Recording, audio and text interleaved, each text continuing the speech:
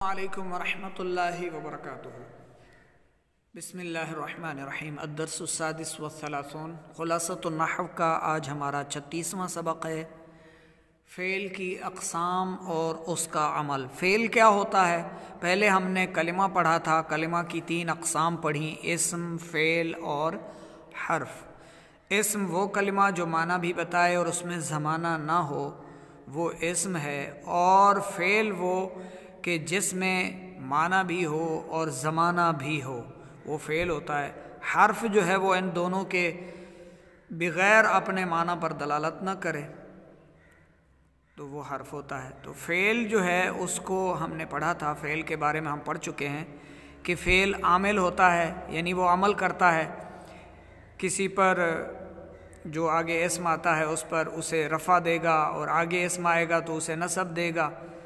آج ہم فعل اور اس کی اقسام سمجھیں گے، پڑھیں گے۔ سب سے پہلے یہ سمجھ لیں، فعل کی 2 قسمیں ہیں۔ فعل کی 2 قسمیں ہوتی ہیں، ایک فعل معروف اور دوسرا فعل مجہول۔ انہوں نے یہاں تعریف لکھی: جس فعل کی اسناد فاعل کی طرف ہو، یہاں لکھنا چاہیے تھا نسبت۔ خیر، آپ اس اسناد کو بمعنی نسبت کے قبول فرمائیں اور اس کو یاد رکھیں کہ جس فعل کی نسبت فاعل کی طرف ہو اسے فعل معروف کہتے ہیں۔ یعنی جو فعل ہے معروف، اس کو معلوم بھی کہتے ہیں۔ جس کام کو کرنے والا معلوم ہو تو وہ فعل معلوم یا فعل معروف کہلاتا ہے، اور اگر کرنے والا مجہول ہے، کام ہو گیا، معلوم نہیں کرنے والا کون ہے، وہ فعل مجہول ہوتا ہے۔ ظاہر ہے کوئی بھی کام ہو اس کو کوئی نہ کوئی کرنے والا ہوتا ہے، کیونکہ فعل کیا ہے، کام ہوا ہے، تو اس کام کو کرنے والا کوئی نہ کوئی تو ہوگا۔ مثلا کھانا پینا، جاگنا سونا، پہننا اتارنا، رکھنا اٹھانا، چلنا پھرنا، آنا جانا، اٹھنا بیٹھنا، لینا دینا، چھونا پکڑنا، یہ سب کیا ہے؟ کام ہے۔ لانا پکانا، پروسنا، سننا سنانا، یاد کرنا، بھولنا، بیج بونا، کاٹنا، مارنا، مدد کرنا، خرچ کرنا، رونا، مسکرانا، یہ سب کیا ہے؟ کام ہے، یہ فعل ہیں۔ جب یہ ہوں گے تو ان کو کرنے والا بھی تو کوئی ہوگا نا۔ اگر ان سب افعال کا کرنے والا معلوم ہو، یعنی پتہ ہے کہ کس نے کیا ہے، تو وہ کیا ہے؟ فعل معروف ہے، یعنی فعل معلوم ہے۔ معروف بھی کہتے ہیں اس کو، معلوم بھی کہتے ہیں۔ اور اگر وہ کام ہوا لیکن اس کے کرنے والے کا پتہ نہیں ہے، کھانا کھایا گیا، کس نے کھایا کوئی پتہ نہیں، مدد کی گئی، کس نے کی پتہ نہیں ہے، تو جو معلوم نہ ہو، جس کام کے ہونے کے بعد کام کرنے والے کا پتہ نہ ہو، تو وہ ہوتا ہے فعل مجہول۔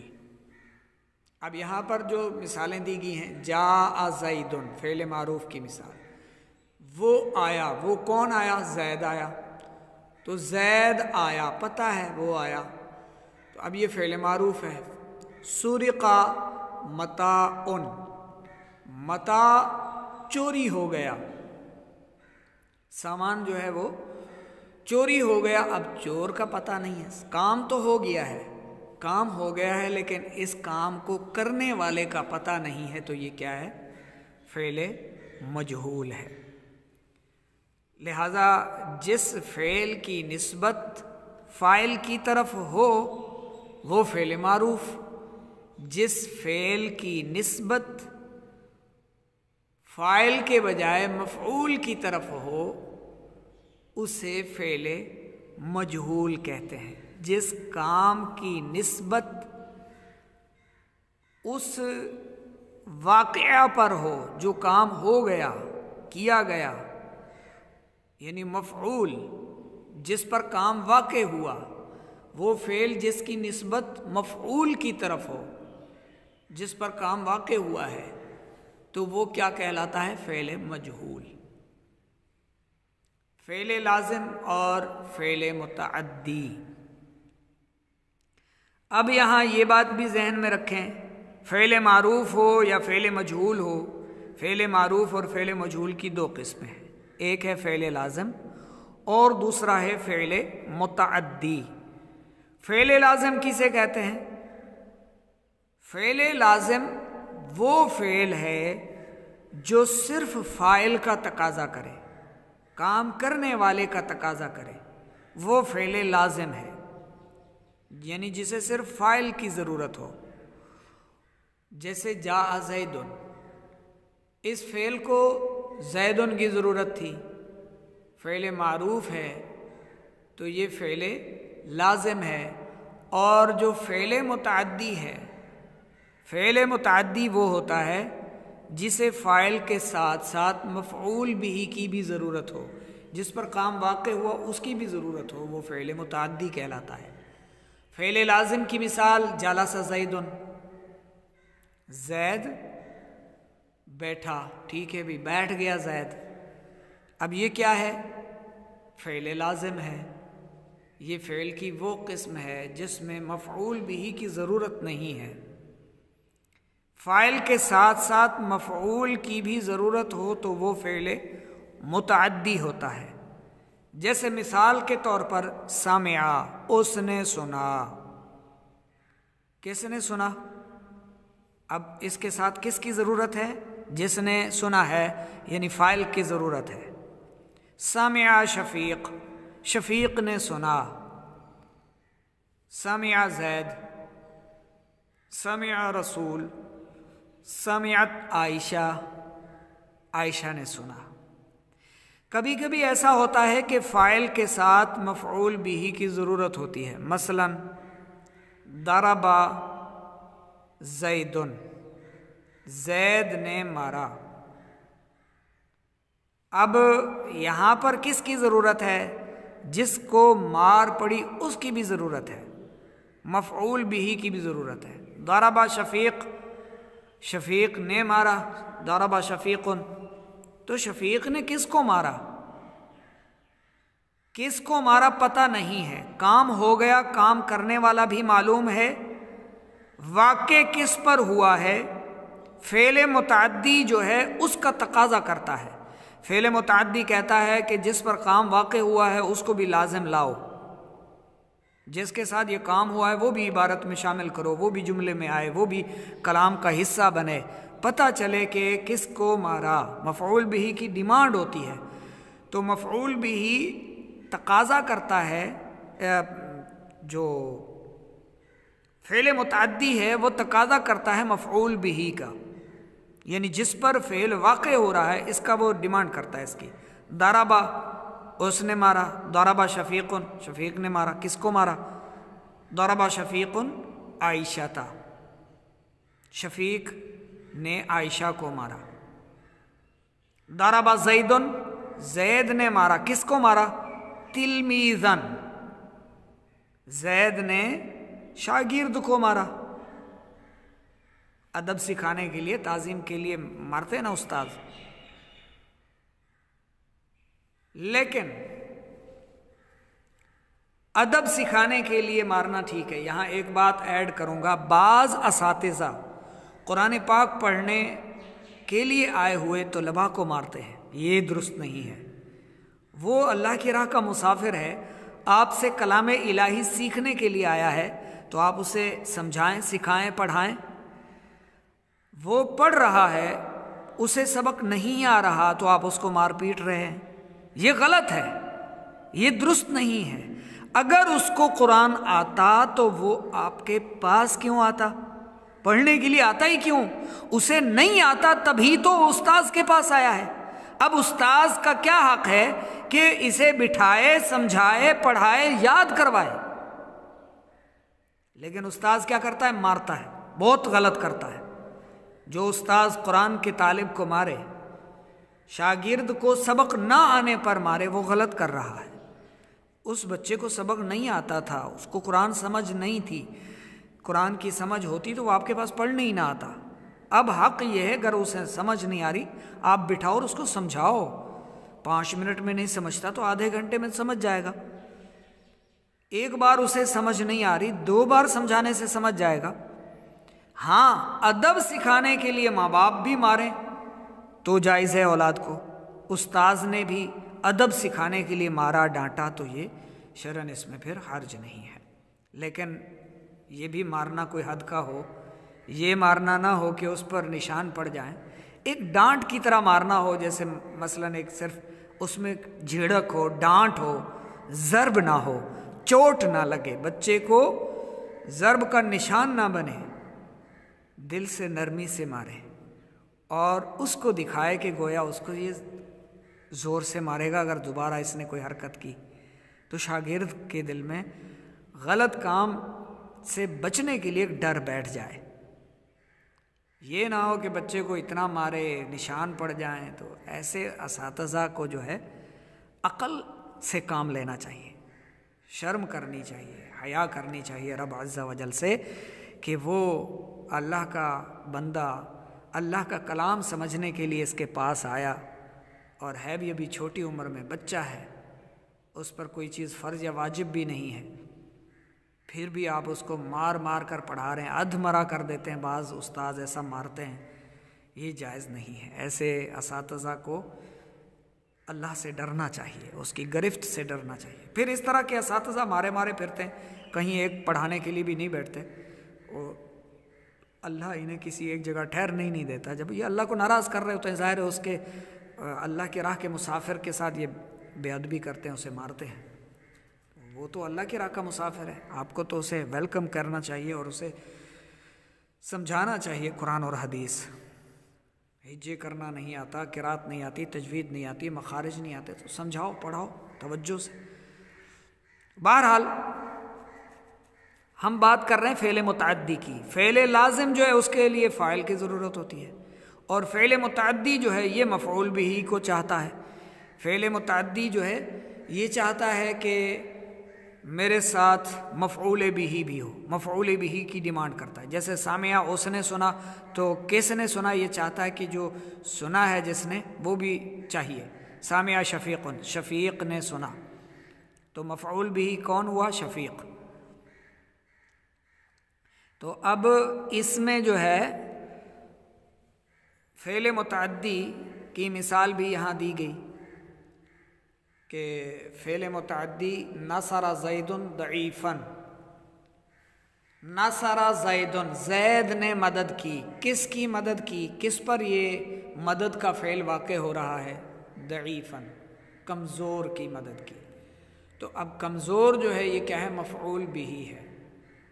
فعل متعدی مفعول بہ کی ڈیمانڈ کرتا ہے اور اس کے ساتھ مفعول بہ کا لانا لازم ہوتا ہے۔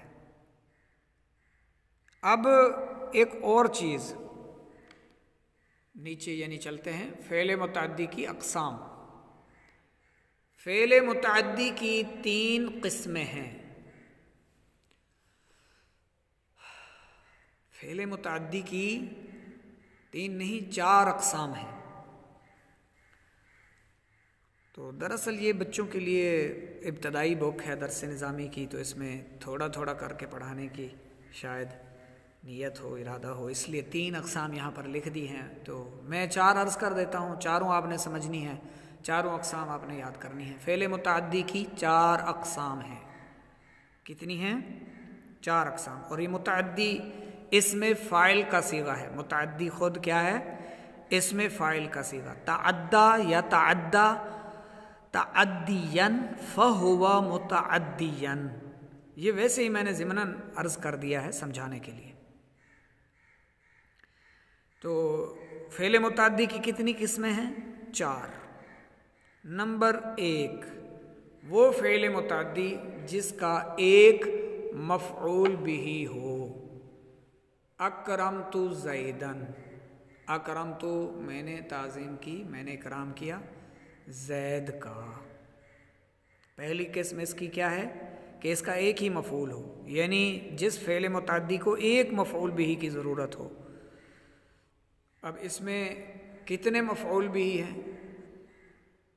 میں نے اکرام کیا، کس کا اکرام کیا؟ زید کا، تو ایک ہی مفعول بہ ہے۔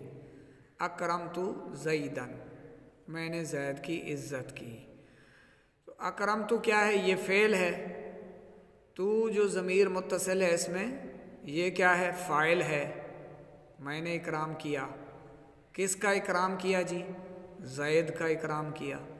تو اب یہ فعل متعدی کی وہ قسم ہے جس میں ایک مفعول بھی ہو.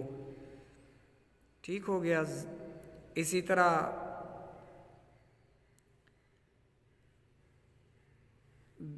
ضرب زید غلاما، زید نے مارا کس کو؟ غلام کو. ضرب خالد تلمیذا، خالد نے مارا شاگرد کو. نصر شفیق عائشہ، شفیق نے مدد کی. کس کی مدد کی؟ عائشہ کی. یعنی یہ وہ قسم ہے اس کا ایک مفعول ہوتا ہے، مفعول بھی. اس کو فعل متعدی بیک مفعول بھی کہتے ہیں. فعل متعدی بیک مفعول، ایک مفعول بھی والا فعل متعدی. فارسی کی کتب میں ایسا ہے. فعل متعدی بیک مفعول، ایک مفعول بھی والا فعل متعدی. دوسری قسم وہ ہوتی ہے جس کو دو مفعول بھی کی ضرورت ہو، لیکن اس کو کبھی کبھار ایک مفعول بھی مل جائے تو بھی اس کا گزارا ہو جاتا ہے. دوسری قسم جو ہے اس میں دو مفعول بھی آتے ہیں. مفعول بھی دو ہوتے ہیں. وہ فعل متعدی جس کے دو مفعول بھی ہوں، جیسے اعطیت زیدن قلما، میں نے دیا زید کو قلم. تو قلم دیا، قلم پر بھی فعل واقع ہوا، یہ بھی مفعول بھی. زید یہ بھی مفعول بھی. اعطیت زیدن اگر صرف اتنا ہی کہہ دیا تو بھی کام چل جاتا ہے. یعنی ایک مفعول بھی سے بھی کام چل جاتا ہے کہ میں نے زید کو دے دیا. قلم جو تھا وہ میں نے جو چیز بھی دی اس کے ہم کہتے ہیں کہ ہم نے اعطیت زیدن، میں نے زید کو دے دیا. تو ایک مفعول بھی کے ساتھ بھی اس کا گزارا ہو سکتا ہے. وہ فعل متعدی جس کے دو مفعول بھی ہوں لیکن ایک پر بھی گزارا چلا لے، وہ فعل متعدی بدو مفعول کہلاتا ہے. کون سا؟ جس میں دو مفعول بھی ہوں، متعدی بدو مفعول. تیسری وہ قسم ہے اس کی فعل متعدی جس کے تین مفعول بھی ہوں. اچھا، تیسری جو ہے اس کو چوتھی کر لیں گے. وہ فعل متعدی جس کو تین مفعول بھی کی ضرورت ہے اس کو چوتھا کر لیں گے. نمبر 3 پر اس کے آگے وہ فعل متعدی جس کے دو مفعول بھی ہوں، جس کے دو مفعول بھی کی جو فعل متعدی دو مفعول بھی کی ڈیمانڈ کرے اور اس کا ایک مفعول بھی پر گزارا نہ ہو. یعنی بس دو ہی چاہیے اس کو. حالانکہ یہ جو دوسری قسم ہے اس کا ایک مفعول بھی پر گزارا ہو جائے گا، دو مفعول یہ ڈیمانڈ کرتا ہے یہ فعل متعدی. لیکن جو تیسری قسم ہے فعل متعدی کی اس میں دو مفعول بھی لازمی چاہیے اور وہ ایک مفعول بھی پر گزارا نہیں کر سکتا. ٹھیک ہے؟ اور یہ کیا ہوتا ہے؟ اور یہ ہوتے بھی خاص ہیں، اور یہ خاص افعال جو صرف تیسری قسم بنتے ہیں انہیں کہتے ہیں افعال قلوب. جو 2 اور 3 کے درمیان میں ویسے ہی سمجھا رہا ہوں آپ کو. آپ اس عبارت سے بھی نفع حاصل کر سکتے ہیں اس کو دیکھ کر، لیکن سمجھنا صرف یہ ہے کہ دوسری وہ قسم ہے جس میں دو مفعول بھی ہوں اور ایک پر بھی گزارا ہو سکتا ہے. تیسری وہ ہے جس میں دو مفعول بھی ہوں اور ایک پر گزارا نہ ہو، بس دونوں لازم چاہیے، دو مفعول بھی لازمی اسے چاہیے. وہ تیسری قسم اس کی ہے. ٹھیک ہے؟ اور وہ ہیں خاص افعال قلوب انہیں کہتے ہیں. قلوب قلب کی جمع ہے، قلب دل کو کہتے ہیں. یہاں لکھے ہوئے نہیں ہیں، میں گنوا دیتا ہوں، آپ لکھ لیں. علمت، ظننت، حسبت، خلت، زعمت، رأیت، وجدت، دريت، جعلت. یہ تقریباً 9 بنیں گے. ٹھیک ہے؟ ان کا تعلق قلوب کے افعال سے ہے. قلوب کے افعال سے، یہ ہمارے جسمانی اعضاء ہیں نا، جو جوارح کون سے ہیں؟ ہاتھ، پاؤں، آنکھ، ناک، کان، منہ، یہ سب کیا ہے؟ جوارح۔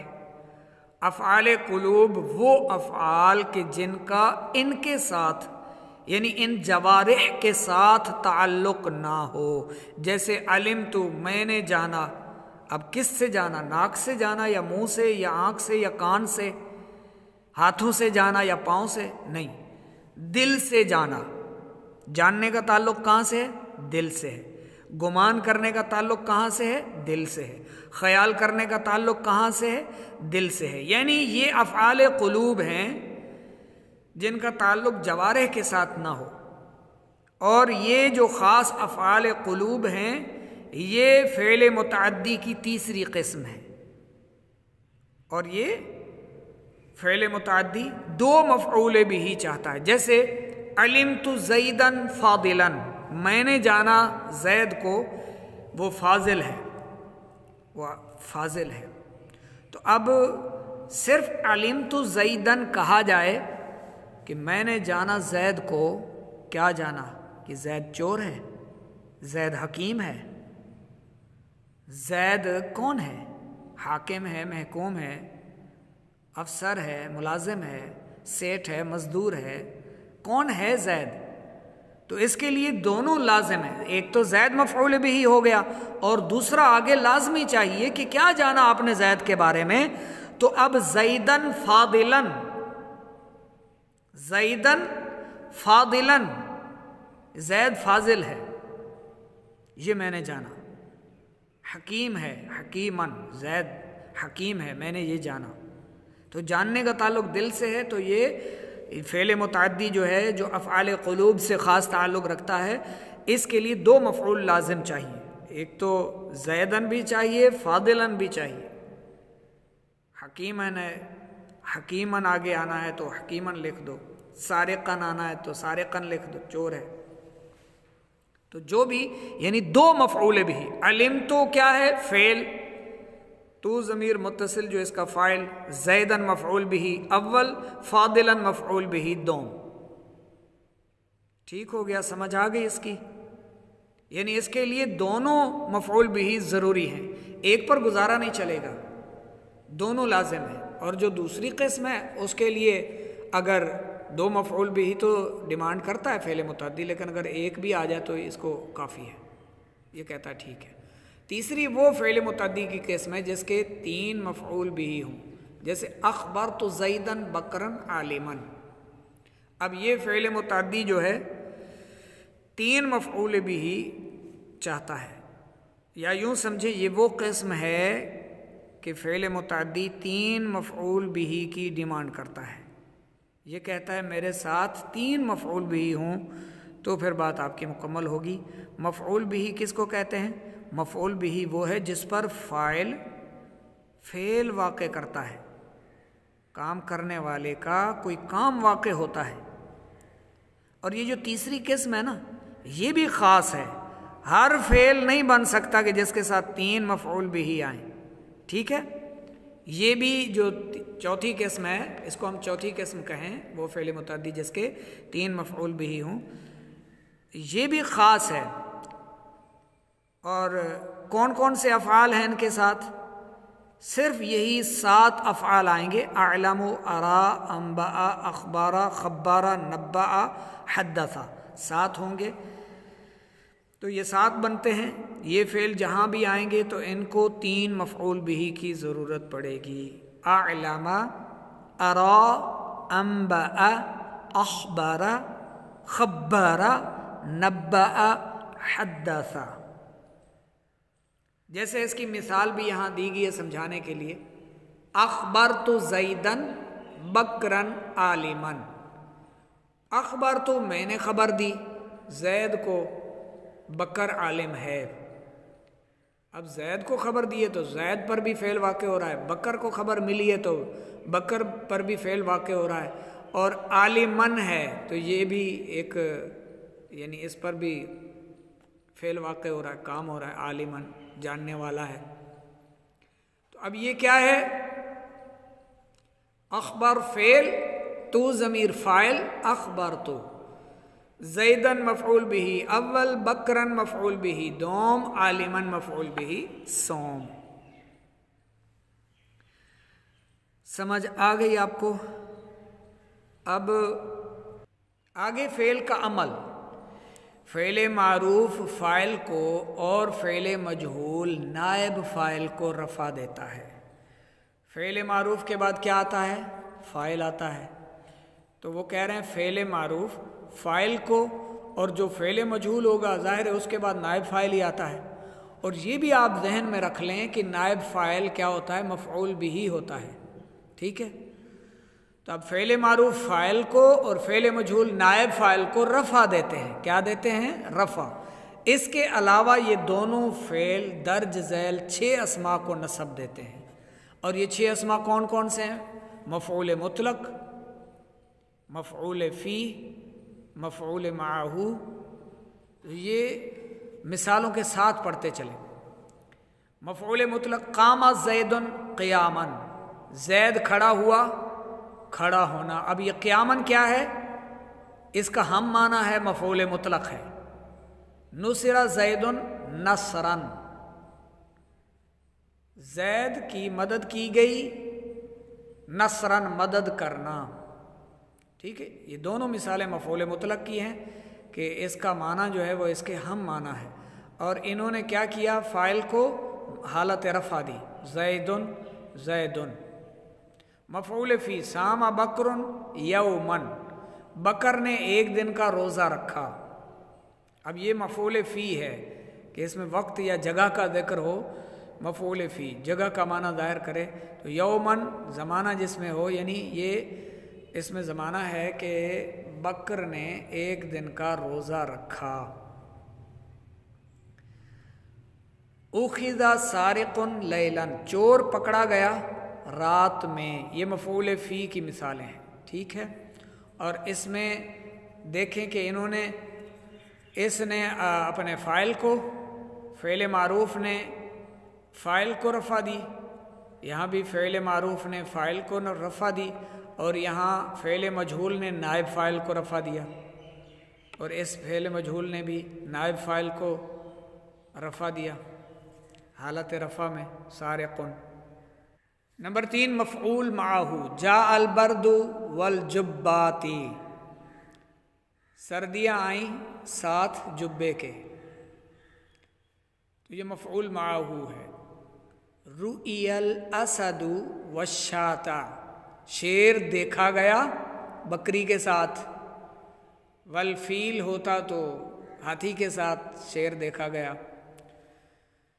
چوتھی مفعول لہ، قام زید اکراما، زید کھڑا ہوا کس لیے؟ تعظیم کے لیے، تو مفعول لہ ہے۔ ضرب خالد تادیبا، خالد نے مارا ادب سکھانے کے لیے۔ تو یہ فعل معروف اور یہ فعل مجہول، آگے فاعل اور نائب فاعل کی مثالیں یہاں آ رہی ہیں، دیکھتے جائیں سمجھتے جائیں۔ جاء زید راکبن، راکبن، زید آیا سوار ہو کر، یعنی سواری کی حالت میں آیا، تو یہاں کیا بیان ہو رہا ہے؟ اس کا حال بیان ہو رہا ہے، زید کی حالت بیان ہو رہی ہے، زید کا حال بیان ہو رہا ہے۔ نصر زید فقیرا، زید کی مدد کی گئی فقیر ہونے کی حالت میں، وہ فقیر تھا۔ تمجیز کیا ہے؟ طاب زید نفسا، وہ زید اپنے آپ میں خوش ہوا۔ زید زید علما، زید کے علم میں اضافہ کیا گیا، تو یہاں کیا تھا؟ نسبت میں ابہام تھا۔ فعل متعدی مفعول بھی کو نصب دیتا ہے۔ اچھا، فعل متعدی مفعول بھی کو بھی نصب دیتا ہے، جیسے ناصر زید امرن، امرن مفعول بھی، اور اس کو اس نے نصب دیا۔ مدد کی، زید نے مدد کی امر کی۔ سبق آپ کا مکمل ہوا، انشاءاللہ اس کی تمرین کے لیے آپ کے لیے نیکسٹ ویڈیو بناتے ہیں۔ سمجھا کریں، لکھا کریں، یاد فرمایا کریں، طلباء سے شیئر بھی کیا کریں۔